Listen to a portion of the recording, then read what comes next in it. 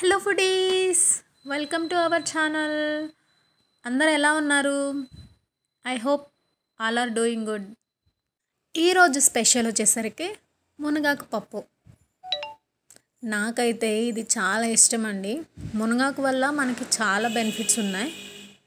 So ఇక late లేకుండా మీకు రెసిపీ అయితే చెప్పేస్తాను. ఫస్ట్ అయితే నేను ఏ పప్పు అన్నా చేయని, ఫస్ట్ అయితే నేను పప్పుని కొంచెం లైట్గా ఫ్రై చేస్తానండి. ఇప్పుడు టేస్ట్ బాగుంటుంది. ఈ చిన్న సీక్రెట్ నాకు మా నాన్నమ్మ చెప్పింది.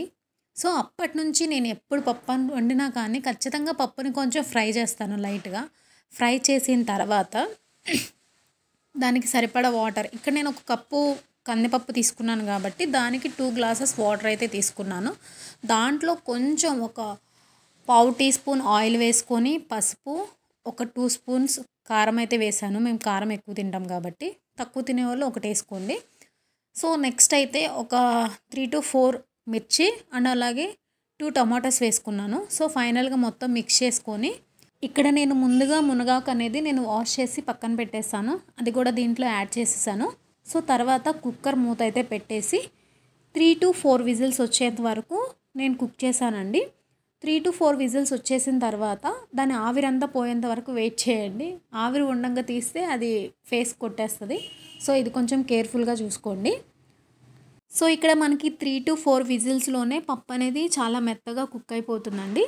సో తర్వాత మన టేస్ట్కి సరిపడా సాల్ట్ అయితే వేసుకోవాలండి. సో నేను ఇక్కడ 1.5 స్పూన్ అయితే వేసుకున్నాను. సో తర్వాత పప్పు గుత్తి తీసుకొని మొత్తం మెత్తగా స్మాష్ చేసుకోవాలండి. సో మొత్తం స్మాష్ అయిన తర్వాత నెక్స్ట్ మనం పోపు అయితే రెడీ చేసుకోవాలి. సో పోపుకి నేనైతే 2 టేబుల్ స్పూన్ ఆయిల్ అయితే తీసుకున్నాను.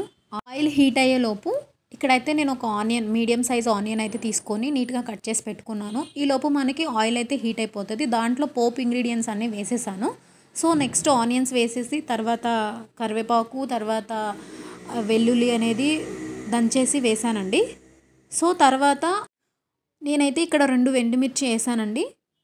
సో అది కూడా మొత్తం ఫ్రై అయిన తర్వాత మనకి పోపు కలర్ అనేది చేంజ్ అవుతుందండి. లైట్ బ్రౌన్ కలర్లోకి వచ్చేస్తుంది. సో ఫైనల్గా ఇక్కడ పోపు కూడా మనకి రెడీ అయిపోతుంది. సో ఫైనల్లీ నేను స్టవ్ ఆఫ్ చేసి ఈ పోపు అనేది నేను పప్పులో మిక్స్ చేశానండి. సో మళ్ళీ మొత్తం ఒకసారి ప్రాపర్గా మిక్స్ చేసుకోవాలి. ఇంకంతేనండి, ఎమ్మీ ఎమ్మీ మునగాకు పప్పు రెడీ. టేస్ట్ అయితే చాలా మంచిగా ఉంటుందండి. మీరు తప్పకుండా ట్రై చేయండి. ఇది హెల్త్కి కూడా చాలా మంచిది. ఐ హోప్ ఈ రెసిపీ మీకు నచ్చిందనే అనుకుంటున్నాను. Thanks for watching. Please subscribe.